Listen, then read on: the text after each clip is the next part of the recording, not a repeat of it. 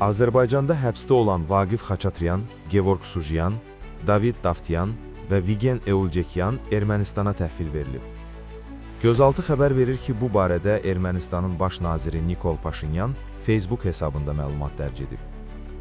Gevorg Sujyan, David Davtyan, Vigen Eulcekyan və Vaqif Xaçatryan az əvvəl Həkəri körpüsündə Azərbaycan Respublikasının müvafiq qurumlarının nümayəndələri tərəfindən Ermənistan Respublikasının müvafiq qurumlarının nümayəndələrinə təhvil verilib və hazırda Ermənistan Respublikası ərazisindədirlər. Gevorg Sujyan, David Davtyan və Vigen Eulcekyan ilkin tibbi baxış zamanı sağlamlıqla bağlı problem göstərməyiblər. Vaqif Xaçatryanın sağlamlıq vəziyyəti ilkin olaraq qənaətbəxş qiymətləndirilir. Onlar Yerevana aparılırlar, Paşinyan bildirib.